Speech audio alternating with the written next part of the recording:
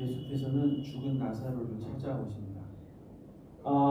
যিশু মৃত লাসারকে দেখতে এলেন। 죽은 지 나흘이나 돼서 냄새가 나기 시작합니다.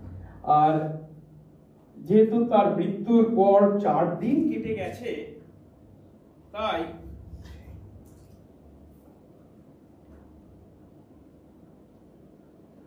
সেই কবর থেকে দুর্গন্ধ বের হচ্ছিল।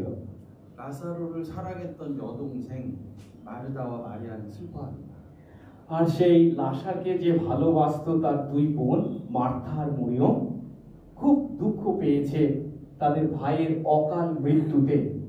예수가 계셨더라면, আর তাদের চিন্তা ছিল যিশু যদি থাকতেন 오라비가 죽지 않았을 거라고 생각합니다. আমাদের ভাইয়ের মৃত্যু হতো না।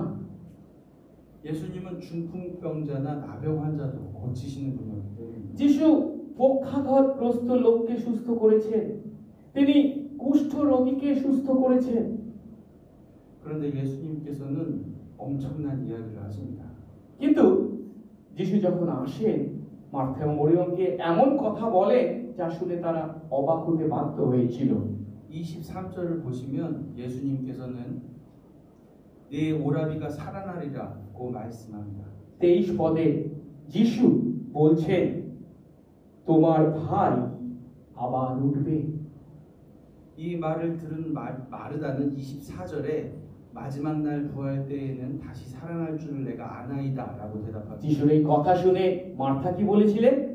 হ্যাঁ, আমি জানি শেষ দিনে সে পুনরুত্থিত হবে। 때로는 우리의 믿음도 이 정도로 머무는 경우가 많습니다. অনেক ক্ষেত্রে মার্থার মতো আমাদের বিশ্বাসও এমনই সীমাবদ্ধ হয়ে থাকে। 미래적으로 영적으로는 부활할 것을 믿지만 আমরা ভবিষ্যতে পুনরুত্থানের কথা বিশ্বাস করি বা আধ্যাত্মিক পুনরুত্থানের কথা বিশ্বাস করি, 그러나 사실적이고 현재적으로는 부활을 잘 믿지 কিন্তু 못합니다. বাস্তবসম্মত এবং সত্য যে পুনরুত্থানের কথা যিশু বলেছেন তা অনেক সময় আমরা বিশ্বাস করি না। 그러나 여러분 분명한 하나님의 말씀을 들으십시오. কিন্তু আমরা কান খুলে ঈশ্বরের বাক্য শুনি। 예수 자신이 바로 부활이며 생명이십니다. যিশু নিজেই হলেন পুনরুত্থান ও জীবন। 예수님은 누구에게 기도하여 생명을 얻는 그런 분이 아닙니다. যিশু যে কারোর কাছে প্রার্থনা করে জীবন লাভ করেন এমন ব্যক্তি নন। 예수 그분이 생명입니다. যিশু স্বয়ং জীবন। 오늘 본문 뒷부분을 보시면 예수님께서 기도하는 장면이 나옵니다. এর পরবর্তী শাস্ত্রাংশে যখন আমরা পাঠ করি দেখতে পাই যিশু প্রার্থনা করছেন। 그러나 그 기도는 나사로를 살려달라는 기도가 아닙니다. কিন্তু যে প্রার্থনা তিনি করেছেন সেখানে যে লাসারকে সুস্থ বা জীবিত করবার জন্য প্রার্থনা করেছেন তা নয়। 모인 무리들을 위해서 기도하는 것입니다. সেখানে যে সমস্ত মানুষ, যে জনতা সমবেত হয়েছিল তিনি তাদের জন্য প্রার্থনা করেছিলেন। 이 일을 통해서 예수는 하나님께서 보내셨고 এর মাধ্যমে যিশুকে যে স্বয়ং ঈশ্বর পাঠিয়েছেন 하나님의 아들인 것을 믿게 하려는 것입니다. এবং তিনি যে স্বয়ং ঈশ্বরের পুত্র তা যেন সেই সমবেত জনতা বিশ্বাস করে, তাই এই ঘটনা ঘটেছিল। 예수님은 명령합니다.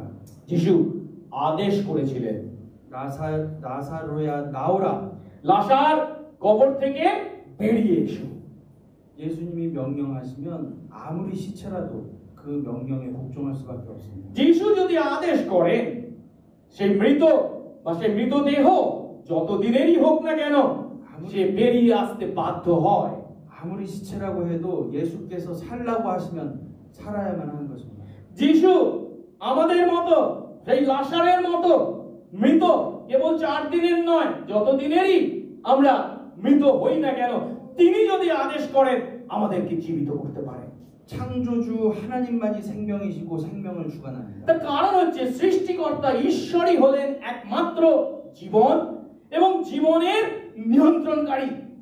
예수 그리스도는 우주 만물을 창조하신 যিশু খ্রিস্ট এই বিশ্ব ভূমণ্ডলের সৃষ্টিকর্তা ঈশ্বর।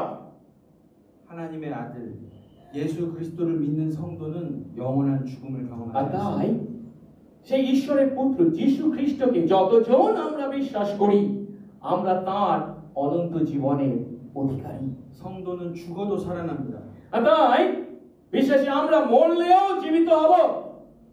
지금 살아있는 사람들도 다 죽음을 경험하겠지만 আজ এখানে যতজন আমরা আছি একদিন আমাদের শারীরিক মৃত্যু হবে যদিও, 그들은 생명 대신 예수님을 통해 죽음을 극복합니다. কিন্তু জীবন যে যিশু তার মাধ্যমে আমরা সেই জীবন লাভ করি। 우리가 죽음이라고 부르는 것은 육체와 영혼이 분리되는 것일 뿐입니다. বাইবেলে মৃত্যুকে বর্ণনা করা হয়েছে, শারীরিক মৃত্যুকে আমাদের শরীর এবং আত্মার মধ্যে বিচ্ছিন্নতা। 하나님께서는 성경 말씀을 통하여서 하나님이 정하신 때가 되면 우리에게 새로운 육체를 주신다고 약속하셨습니다. ঈশ্বরের বাক্য অনুসারে ঈশ্বর আমাদের এই আত্মা এবং শরীরের বিচ্ছিন্নতার পর অর্থাৎ শারীরিক মৃত্যুর পর তিনি যখন চান আমাদের সেই জীবন দেন। 그 육체는 지금 우리가 가진 육체보다 훨씬 좋은 육체입니다. এবং সেই পুনরুত্থানের যে শরীরের আমরা অধিকারী হব তা আজ আমরা যে শরীরের অধিকারী হয়েছে তার থেকে অনেক উন্নত মানের। 그러나 이 이야기는 미래의 이야기입니다. কিন্তু এই যে পুনরুত্থানের পর যে জীবন বা শরীরের অধিকারী আমরা কথা বলছি এটা হচ্ছে ভবিষ্যতের ঘটনা।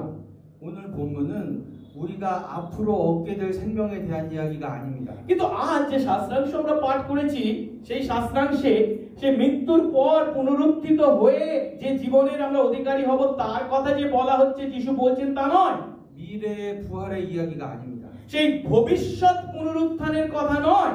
전능하시고 위대하신 하나님은 지금 당장이라도 죽은 사람을 살릴 수 있는 권능이 있습니다. কিন্তু সর্বশক্তিমান এবং সার্বভৌম ঈশ্বর আজ এই মুহূর্তে যত মৃত আছি আমরা আমাদেরকে জীবিত করতে পারেন সেই কথা বলা হয়েছে। 이 이야기를 하고 있는 것입니다. হ্যাঁ, এই কথাই বলা হচ্ছে এখানে। 여러분은 이 진리를 믿으십니까? আমরা হয়তো শারীরিকভাবে জীবিত কিন্তু অনেকেই মরা জীবন যাপন করছি। তিনি যে আমাদেরকে জীবিত করতে পারেন এই সত্য কি আমরা বিশ্বাস করি? 아마 믿지 못하는 분들도 이 자리에 있을지도 모르겠습니다. মানে আমি মরা আমাকে আবার জীবিত করতে পারে এ কথা অনেকের বিশ্বাস করতে হয়তো কঠিন লাগে। 왜냐하면 하나님께서 그런 일을 우리에게 보여주지 않으시기 때문입니다. কারণ অনেক সময় আমরা এই বিষয়টি সত্যটি চোখে দেখতে পাই না। 예수님께서 이 땅에 계실 때는 보여주셨습니다. কিন্তু যিশু যখন এই পৃথিবীর মাটিতে ছিলেন তখন তিনি সেই সমস্ত মানুষদের চোখের সামনে তা ঘটিয়েছিলেন।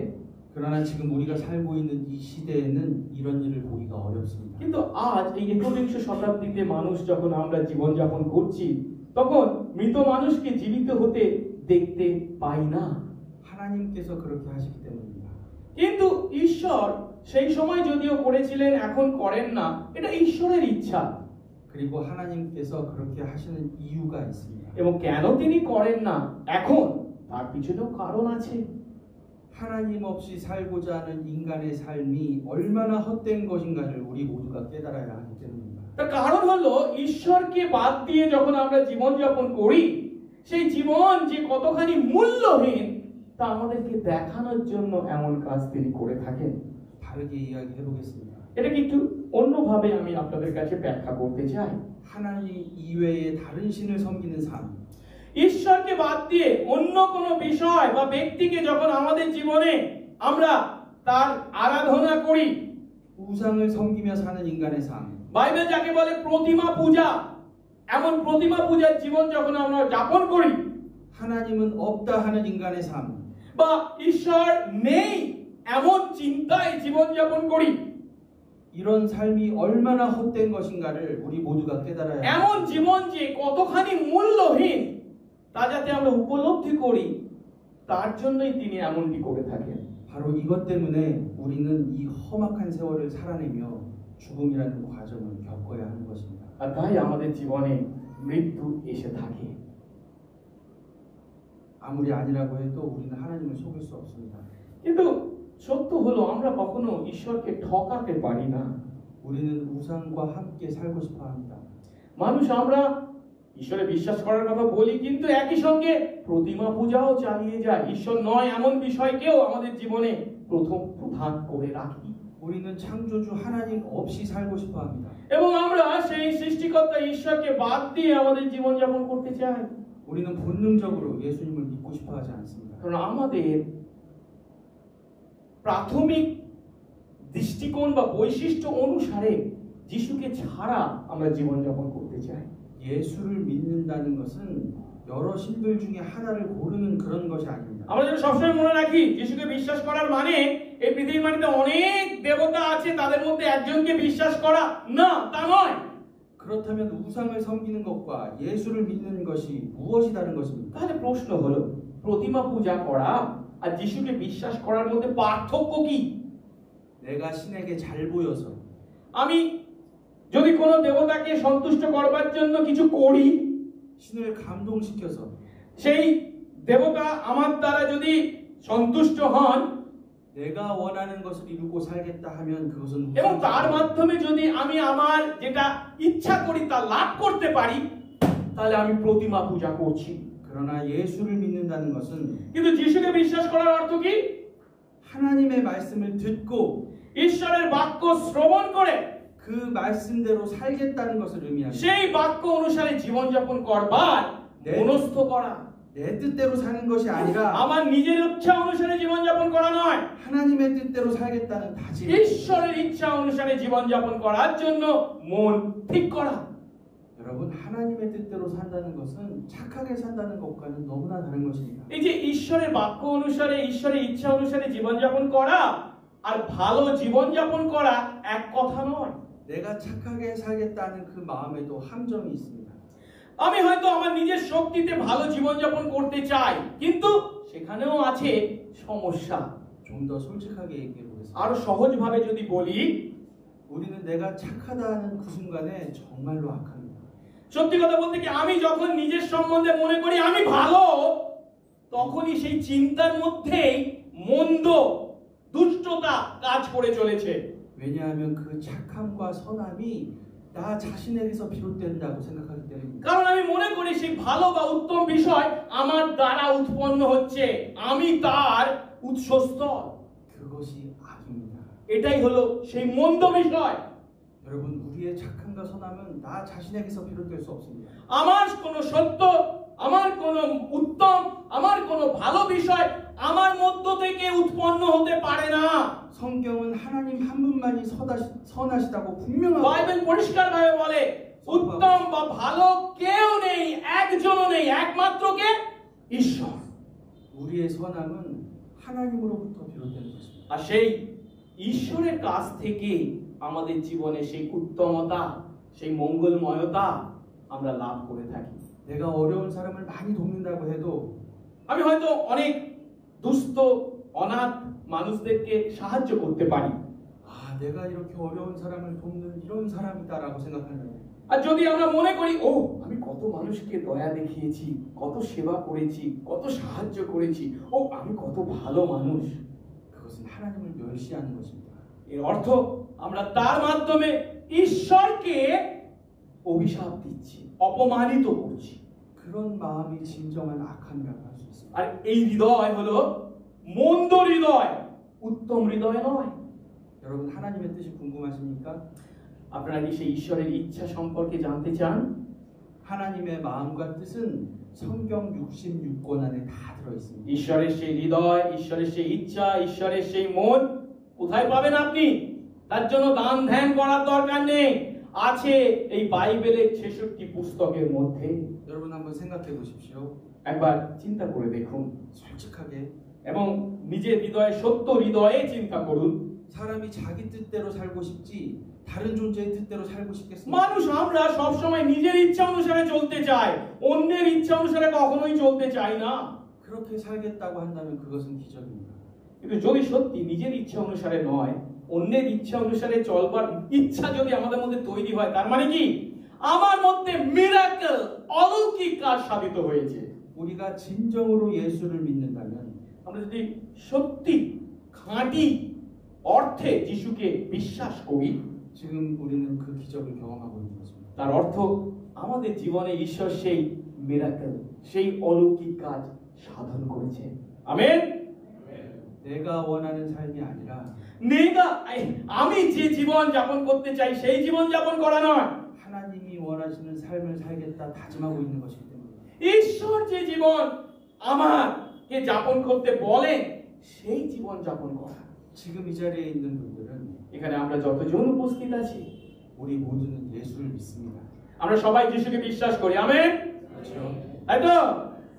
예수 그리스도를 믿는다는 것은 এই যিশুকে বিশ্বাস করাটা 하나님 없이 행복하려고 했던 지난 나의 삶이 এর আগে যে ঈশ্বরকে বাদ দিয়ে আমি সুখী জীবন যাপন করতে পারি যে চিন্তা ছিল, 혹은 우상을 섬기면서 행복하려고 했던 지난 나의 삶이 কিংবা দেব দেবতাদেরকে সন্তুষ্ট করে যে সুখী জীবন যাপন করবার জন্য ইচ্ছা করেছিলাম আমি, 내가 원하는 것만을 이루면서 살고자 했던 지난 나의 삶이 বা আমি আমার ইচ্ছা পূরণ করবার জন্য কি কি করব বা করতে পারি তার দ্বারা আমার ইচ্ছা পূর্ণ হবে বলে যে কল্পনা আমার ছিল, 얼마나 허망한 것인지를 깨닫고 সেই সমস্ত চিন্তা যে কতখানি মূল্যহীন 하나님의 말씀으로 তা ঈশ্বরের বাক্যের মাধ্যমে 예수 그리스도의 십자가의 복음을 통하여 যীশু খ্রিস্টের সেই ক্রুশীয় সুসমাচারের দ্বারা 영원한 생명 안으로 들어간다는 뜻입니다.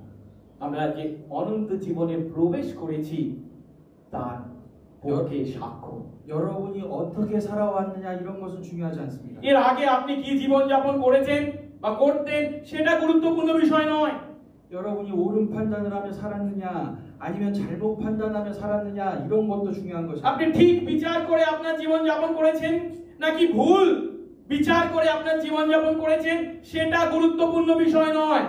여러분의 모든 잘못된 판단과 죄악에 대한 대가는 예수께서 다 তার 짊어지셨습니다. কারণ কি? আপনার সেই সমস্ত ভুল বিবেচনা, আপনার সেই সমস্ত ভুল বিচার, সেই ভুল বিবেচনা বিচার অনুসারে যে ভুল করেছেন সেই সমস্ত পাপের যে শাস্তি ছিল তা আপনার পরিবর্তে যিশু ক্রুশের উপর নিজে গ্রহণ করেছেন। 우리의 모든 죄악과 미련함을 어리석음을 예수께서 홀로 짊어지시고 죽으셨습니다. আমাদের সমস্ত পাপ অপরাধ, আমাদের সেই সমস্ত ভুল ভ্রান্তি, আমাদের দোষ ত্রুটি সব যিশু নিজে গ্রহণ করেছেন তার শাস্তি। 그분의 죽음으로 인해서 죄와 사망의 권세가 완전히 깨어지고 আর তার সেই মৃত্যুর 마ধ্যমে আমাদের উপরে সেই মৃত্যুর এবং পাপের যে ক্ষমতা ছিল আমার উপর তা থেকে আমি মুক্ত হয়েছি। 예수 그리스도를 믿는 모든 성도들은 영원한 복락과 영원한 생명을 누리게 된 것입니다. আর তাই সেই যিশু খ্রিস্টকে যতজন আমরা বিশ্বাস করি আমরা অনন্তকালীন তার সেই আশীর্বাদ, তার সেই ক্ষমা, তার সেই ভালোবাসা লাভ করেছি। 비록 우리가 이 땅에서 죽음을 경험하지만 আর তাই একদিন হয়তো আমাদের শারীরিক মৃত্যু হবে, 예수 그리스도는 부활이자 생명이며 কিন্তু যিশু যেহেতু পুনরুত্থান ও জীবন, 영생을 줄 수 있고 তিনি আমাদেরকে অনন্ত জীবন দিয়েছেন 부활의 영광스러운 변화를 약속할 수 있는 এবং তিনি এই মৃত্যুর পর, শারীরিক মৃত্যুর পর সেই শারীরিক পুনরুত্থানেরও প্রতিজ্ঞা করেছেন আমাদের জন্য। 유일한 분이라는 것을 우리는 믿어야 할 것입니다. তিনিই হলেন একমাত্র ব্যক্তি যিনি এই প্রতিজ্ঞা করেছেন এবং এই প্রতিজ্ঞা পূর্ণকারী। 기도하겠습니다. আসুন প্রার্থনা করি। 우주 만물을 지으시고 বিশ্ব ভূমণ্ডলের সৃষ্টিকর্তা, 생명을 창조하신 아버지 하나님, জীবনের সৃষ্টিকর্তা পিতা ঈশ্বর, 우리가 하나님의 위대하심을 찬송합니다. প্রভু তুমি কত মহান, তাই তোমার প্রশংসা করি। 오직 하나님만이 인생을 다스리시고 প্রভু তুমি একমাত্র জীবনের উপর মালিক ও কর্তৃত্বকারী 생명을 주관하시니 এবং তুমি এই জীবনের দাতা ও এই জীবন শেষ কর্তা। 하나님만이 우리의 주인입니다. তুমি আমাদের জীবনের উপর একমাত্র প্রভু বা মালিক। 그 크신 하나님께서 우리를 사랑하시고 구원해 주셨습니다. সেই মহত্তম ঈশ্বর তুমি আমাদেরকে ভালোবেসে আমাদেরকে পাপ থেকে মুক্ত করেছো, 우리에게 영원한 생명을 주셨습니다. আমাদেরকে দিয়েছো সেই অনন্ত জীবন যার কেবল একমাত্র তুমিই অধিকারী। 이제 우리는 나만을 위한 삶을 추구하지 않고 আর তাই এখন থেকে আর নিজের জন্য জীবন যাপন করা নয়, 하나님 나라를 위해 কিন্তু তোমার রাজ্যের জন্য, ঈশ্বরের রাজ্যের জন্য যেন আমি জীবন যাপন করি। 그의 나라와 의를 위해 살겠습니다. তোমার রাজ্য ও ধার্মিকতার জন্য যেন জীবন যাপন করি। 죄인을 용서하시는 하나님의 의를 위해 살겠습니다. পাপীদের ক্ষমাকারী ধার্মিক ঈশ্বর, তোমার সেই ধার্মিকতার জন্য জীবন যাপন করতে চাই। 사람들을 사랑하고 하나님을 사랑하겠습니다. প্রভু, তোমাকে ভালোবাসতে চাই, আমার প্রতিবেশীকে ভালোবাসতে চাই। 이 자리에 있는 우리 모두를 এখানে উপস্থিত আমাদের প্রত্যেককে 하나님의 말씀에 순종하는 주의 자녀들로 만들어 세워 주옵소서. তোমার বাক্যের প্রতি বাধ্য জীবন যাপন করতে, তোমার সন্তানের জীবন যাপন করতে আশীর্বাদ করো। 예수님의 이름으로 기도합니다. যিশুর নামে এই প্রার্থনা চাই, আমেন।